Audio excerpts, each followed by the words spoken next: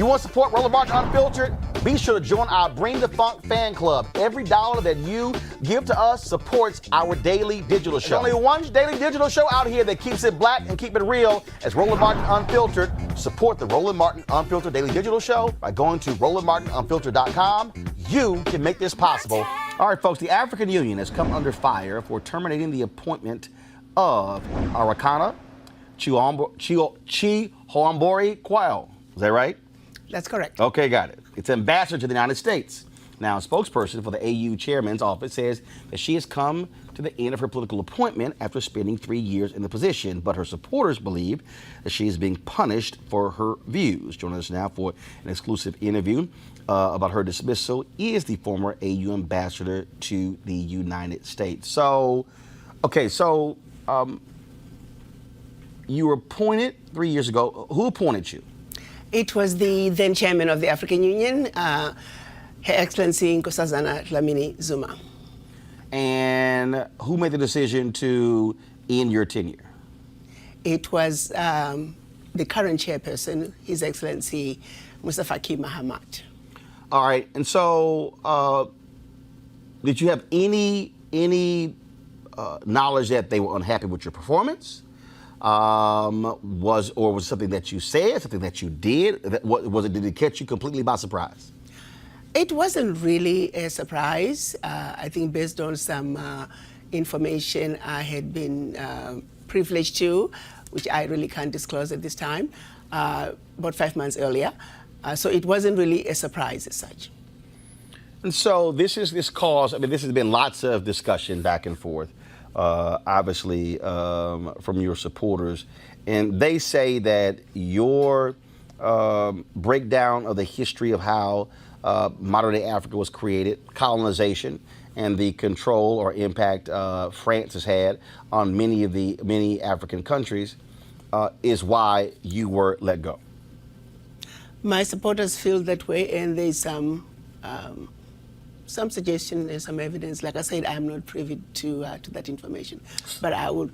There is some evidence to that effect. Yes. So you believe that France is still trying to silence you? Do you believe that? Let me put it this way. Maybe I lasted longer than I probably would have based on my views on France. And it's not even my view. It's basically stating the facts in terms of what France is doing to Africa. What they're currently doing? What they're currently doing and have been doing for decades since the quote-unquote independence of the former French colonies, yes. So what is happening? Because look, the reality is a lot of Americans are not necessarily hearing about what's happening in African nations. 7 of the top 10 fastest growing economies come from Africa, but you also have a significant impact of the Chinese in many African countries as well. And so do you believe that the government of France still has a lot of control over a number of African nations, of their former colonies? They have significant control over all of their former colonies, specifically 14 of them. Just to give you the highlights of what they did when they were giving the independence, so to speak, to their former colonies, they forced them to sign a document which they are calling the Pact for the Continuation of Colonization. You have to understand, on one hand, they are saying we're giving you independence, which turned out to be mostly political independence, but that you also have to sign this document, which is titled the Pact for the Continuation of Colonization. So you're going to be independent, but you have to agree to continue to be colonized. So 2 countries said absolutely not. We are not going to sign those that document. Those 2 countries? Mali and Guinea. Okay. And what the French did, they went into those 2 countries, took everything that they thought they had brought to those 2 economies, poured concrete into the sewage pipes, and completely devastating the 2 economies. This was done as a way of letting the other countries know that if you do not sign this document, this is the fate that awaits you. How has that negatively impacted those African countries? It has impacted them terribly, terribly, terribly. If you look at it, you give up the Pact for the Continuation of Colonization said those countries were expected to deposit 85% of their bank reserves back then with the French Central Bank under the control of the French Minister of Finance. And should those countries wish to request some of those monies, because remember they were only left with 15% of their reserves, then they would have to submit a financial statement for the country, and if approved, they could only access up to 20% of whatever they had deposited the year before as a loan at commercial interest rates. The only difference now is the 85% deposits have now been lowered down to maybe between 50 and 60%. But the countries are still forced and required to deposit their bank reserves with the French Central Bank. So picture this situation. You are depositing all your monies with France. Should you need some of your money, you get it as a loan at commercial interest rates. So immediately, you have a credit with France, but you begin to owe France. This has been going on and continues to this day. So combined, the 14 countries are giving to France cash, cold hard cash, over $500 billion every year. And France takes that money and invests it in its own stock market under the French name, and the countries may or may not know the returns.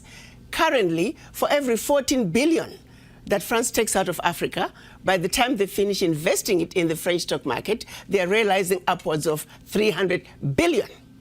So you do the math to see how much money France is taking out of Africa every year. And yet France has the audacity to then look at African countries and call them poor countries. Why would poor African countries give $500 billion to France year in and year out? What really gets me the most is, how does the world sit back and watch this carnage take place in Africa? Where is the United Nations? This is the body that's supposed to be looking out for any violations of human rights. It is my humble opinion that singularly, what France is doing to Africa is the biggest violation of human rights. Women and children are dying of starvation, youth unemployment, when the same poor countries are giving $500 billion to France. It simply does not make any sense. And I don't know how the world can sit back and watch all this unfold and nobody is saying anything. It's unacceptable. It is wrong, and we're simply asking France to do what is right, what is just, and what is fair with the Africans. I attended the event that took place at the embassy here, and we actually ran your speech. Where you gave the history of what took place and how modern-day Africa was carved up.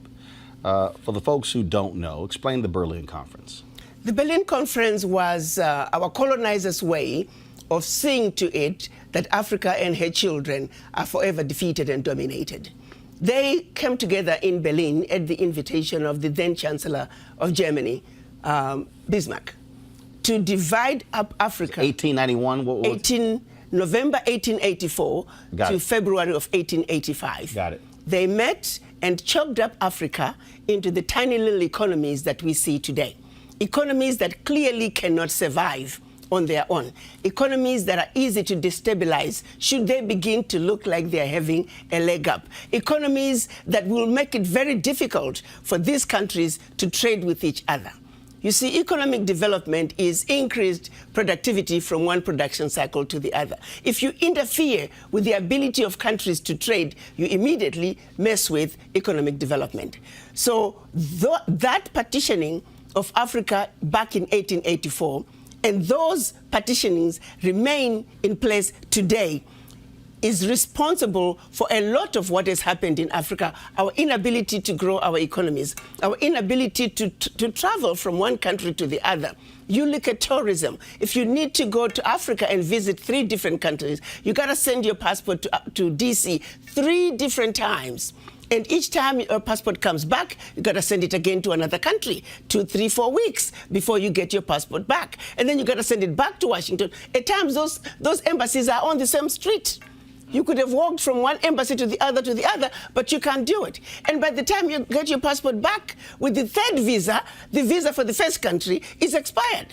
Who needs to go through all that? So you say, forget it, I'm not going to Africa, I'm going to Europe. At every level, What we see happening today in Africa that affects economic development is directly related to what was done in 1884. You try to go from one part of Africa to the other. It's easier to fly into Europe and then come back down. Why? A lot of the airspaces were closed. All of it, thanks to the Berlin Conference. So people don't realize that that decision has everlasting implications on what goes on in Africa. And at the end of the day, it crystallizes down to our failure to grow our economies because it is very expensive to do business from one country to the other. So I'm going to Ghana in December. So if I'm in Ghana and I want to fly to Nigeria or go to Kenya, what's that process? Nigeria is almost impossible because it's going to take you a while to get a visa to go to Nigeria. I'm not so sure about Kenya, but again, you need a visa to those countries. But if I was in France and I wanted to go to Germany or I wanted to go to another European country, as a U.S. citizen with a U.S. passport, you're fine. You can just go. If you're from another country, you can actually just apply for what they call a Schengen visa. A Schengen visa allows you to travel throughout Europe. One visa will allow you to travel throughout Europe. Okay, but what I'm trying to understand is, so those rules that were set up that prohibits me from being in Ghana and deciding to say, hey, I want to go, the next 3 days I want to go to Nigeria. Those rules were set up when? Those rules were set up back in 1884. However, we as African leaders now are beginning to realize that we need to do something about this. So a lot of them now, within Africa, we have what we're calling visa on arrival, where you show up at the borders and you can apply for a visa and you get it. But not all countries are doing visa on arrival. So you have to check the website of every country to see what, for your particular passport, what are the visa requirements. This is, go to my, actually it went away. I'm trying to pull this map up. And once we have it up, I want to pull it up. Because I want to show, so give our folks a sense of Africa before the Berlin Conference and afterwards, because when I look at this map, what I see is I don't see as many countries as we see today. So we see Henry, go to my iPad, please. So this is a map of Africa before the Berlin Conference. Correct. So what we were prior to the Berlin Conference, we were massive, powerful kingdoms. Kingdoms with well-established religious and educational systems. Kingdoms that preceded the Greek civilization, the Roman Empire. If the truth be told, civilization began in Africa. Have you ever wondered why? When they talk about Greek philosophers, the mathematicians, they were sent to Egypt for training, to Egypt for advancement. It's because Africa already had it.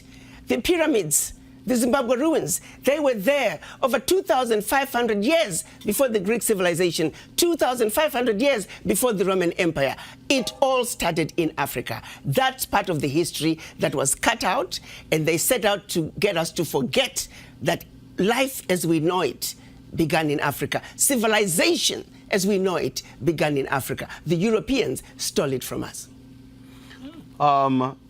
Explain the difference between the AU and the AUC. The African Union is the membership of all the 55 African heads of states.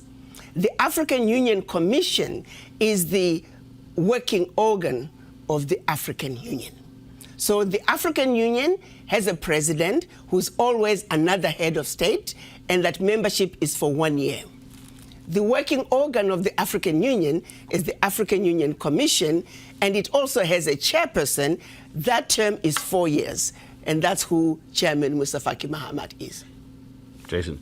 So, I wanted to ask a question, and if you knew, I have a friend who's from the Comoros Islands, and he was telling me about the difference between some of the other islands, and in particular, one island that's under French control called Mayotte.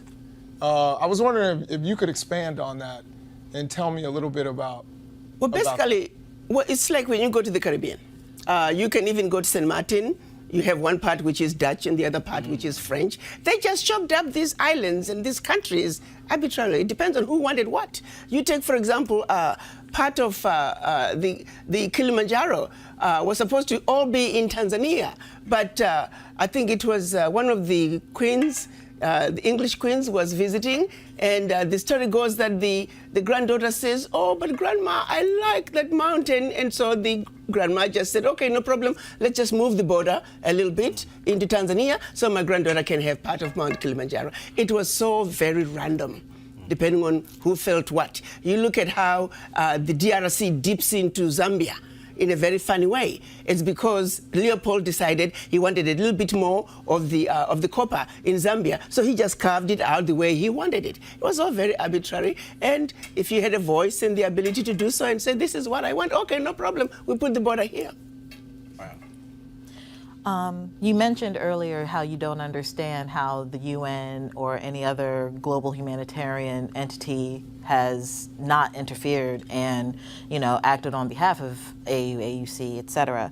I have that same concern now that I'm listening to you. But has there been a process? Is there a process to act against France legally regarding the UN, The Hague? Anything, because this to me seems like a clear violation of humanitarian laws, especially your recollection of them dumping concrete into sewers. It is a serious violation against humanity. Well, let me say, over the years, we have had some heads of states who have tried to pull out of the pact for the continuation of colonization. Sadly, there were coups in those countries, and they found their heads, simply put, on the chopping block. They were assassinated. So the realities and the fear that countries might have are real because of the consequences from France should they decide to pull out. So there really hasn't been. Lately, we heard about the Vice Prime Minister of Italy. They were sick and tired of the young African youth crossing the Mediterranean and ending up on the southern borders. And so they challenged France and said, "Listen, next time we receive these refugees, we are going to bring them to France because you are the one who's taking all those funds out of Africa. That's why African economies cannot develop themselves because of what France is doing in Africa." So, but there hasn't been a coordinated effort to really say, France, enough is enough. You have got to stop this. And I think, as a black woman, as a mother, I'm at a point where I've had enough. What would that take? Something needs to be done. What would that take for a coordinated effort? If all of Africa could come together, if the entire continent could come together.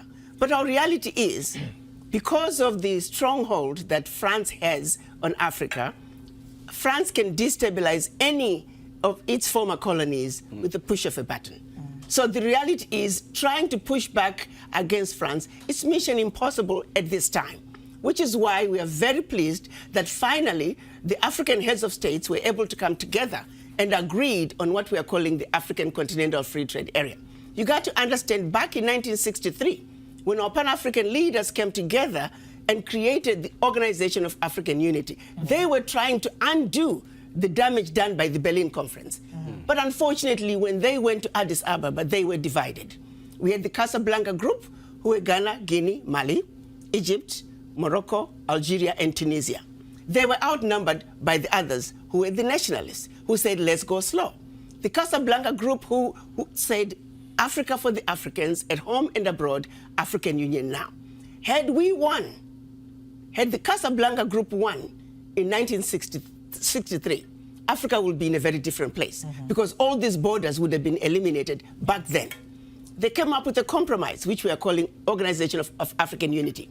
Year in, year out, for 55 years, the African heads of states met. The issue of an Africa speaking with one voice, one continent, one Africa was tabled, and year in and year out, we failed to reach consensus until last year, March 2018, when they finally agreed that enough is enough. Africa must speak with one voice. Africa must enter the world stage as one customs union, as one continent, speaking with one voice. That is the only way that Africa can begin to take her rightful place on the world stage. So it's been a lengthy process. Thanks to the legacy of colonization. It seems to me that this should have been a slam dunk. It's common sense.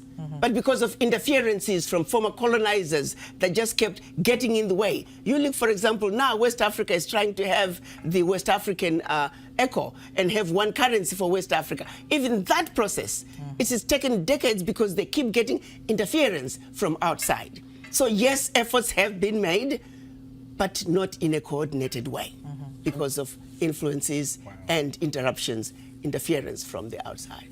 Ambassador, may I ask another question? And that is about Kwame Nkrumah. Do you think that France and some of these European powers were involved in the death of Kwame Nkrumah? Not so much France. France was mostly involved in coups that took place in its former colonies. We've had a total of 67 coups on the continent, and 26 countries were involved. And of the 26 countries, 16 countries were former French colonies. Hey, I just wanted to just mention very quickly, this is it's overwhelming. Yes, it is. And thank you for your bravery and even speaking out. Yes. But one of the things that I was sitting here and I was actually going to the comments, and I guess I don't have a question as so much as a statement. The education that you're giving us, I've never really considered the Berlin Conference.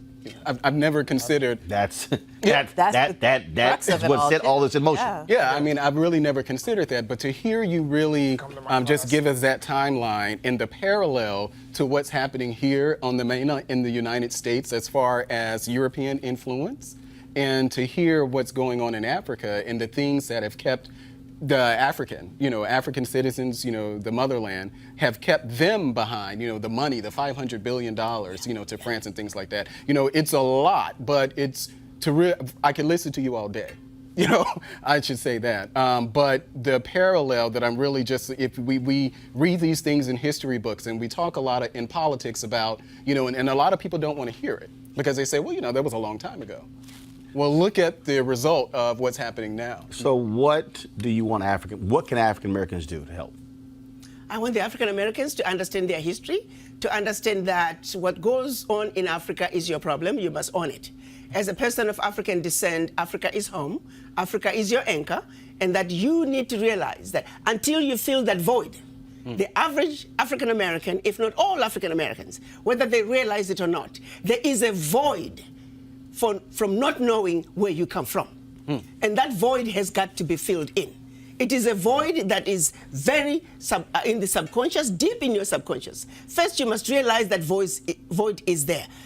African Americans and descendants of former slaves around the globe, they are the only ones who struggle with the issue of where do I come from. I had a conversation with one of my girlfriends, an African American, about 7 years ago. And I honestly can't believe that in my old age and all these years that I've lived in this country, it had never occurred to me that the issue of where do I come from is an issue. Because I've never had to ask myself that. Until one day I'm having a conversation with her and she just looked me straight in the face and says, those of you from the continent, you never have to deal with the issues that we deal with as African Americans. The simple issue of where do I come from? And for a split second, I stopped and I put myself in her position to say, I wonder what it feels like to not know where you came from.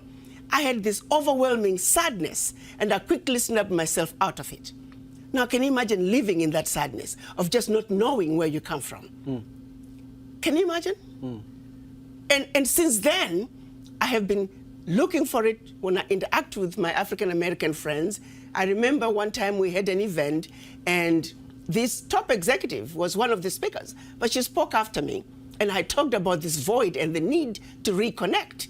She started encountering an experience she had while just on a retreat with co-workers. And everybody was talking about where they come from. I'm German American, I'm Irish American. And as they were getting closer to her, it dawned on her that she didn't know where she came from. And she didn't know what she was going to say. And right there on the stage, she broke down. I mean, she could not stop sobbing. I had to go on the stage to hug her because she said, I didn't come here to break down. She never realized that there was this void that was so painful. But because of the environment we were in, she was able to go there. And once she got there, her feelings, she was able to express her feelings. So I want the African Americans to know that Africa is home, that what is going on in Africa is your problems and you must get involved. Until you reconnect with your anchor, which is Africa, you'll always be like a palm tree. When the wind blows this way, here we go. When the wind blows that way, here we go. Africa is home. Accept it. It is who you are. Your DNA is the DNA of an African. Your DNA is the DNA of originality. You are the origin of humanity, and Africa is home. Reconnect. The African heads of states, they agreed on a decision this year which they called ARA 400. ARA standing for return, 400 standing for the 400 years. They declared once and for all that descendants of former slaves, Africa is their home and that you must come home. Understand that you are welcome, and don't let anyone make you believe that your suffering was worse than those who stayed on the continent. Do you believe seriously that where they took your forefathers, they left a bed of roses? They left a land of milk and honey? The answer is no. Look at what Leopold did in the Congo. Over 75% of the population was killed. Look at what the British did to the Kikuyu. Look at what the Germans did in Namibia. The carnage continued. And to this day, actually, the carnage in Africa continues. The colonizers have never left Africa. They must get out of Africa. Whatever it takes to get the colonizers to treat Africa fairly, we are simply asking what anybody else on earth would be asking for, to be treated fairly and for them to do the right thing. What's next for you? Well, I'm going to continue with the movement. I think we, people of African descent, must understand that Africa is home. But on my priority is to see to it that France abolishes the Pact for the Continuation of Colonization. We, the poor African countries, can no longer continue to give billions of dollars to France. That has got to stop. And if it is the last thing that I do before I die, I will stay on it until it's done. Ambassador Chiambori Quayle, we appreciate it. Thank you so very much. Thank you. All right, folks, back to our Roland Martin Unfiltered video in just one moment. All right, folks, it's the holiday season. This is when you think about spending time with family and friends. This is also when you count your blessings and support those less fortunate. This year, be a holiday hero and change someone's life forever. Right now, hundreds of thousands of Americans are sitting in jail without being convicted of a crime. Why? Because they lack the financial resources to pay their bail. Now think about it. If you are arrested for any minor offense, you will be taken directly to jail. If you don't have bail money, you will stay there until a court date is scheduled. That could be days, weeks, or even months. Simply put, America's bail system is broken for people of color. Freedom should be free. That's why the Ebony Foundation has partnered with the Bail Project and is sponsoring the Home by the Holiday campaign. The Bail Project has helped bail out thousands of people over the years, and with your help, they plan to get 1,000 people out of jail by New Year's Day. And that, of course, would be a great holiday gift for many families. A donation from you today can change someone's life tomorrow. Now that you know the people of color represent upwards of 90% of the jail population across the country. Now, without bail, nearly 90% of those charged with misdemeanors pled guilty. Now, however, with paid bail, less than 2% receive the jail sentence. Sometimes justice needs just us. To join the fight, you can donate $25, $50 or more to help the Ebony Foundation bring our brothers and sisters home by the holiday. To donate, go to homebytheholiday.com. That's homebytheholiday.com. Now back to your Roland Martin Unfiltered video.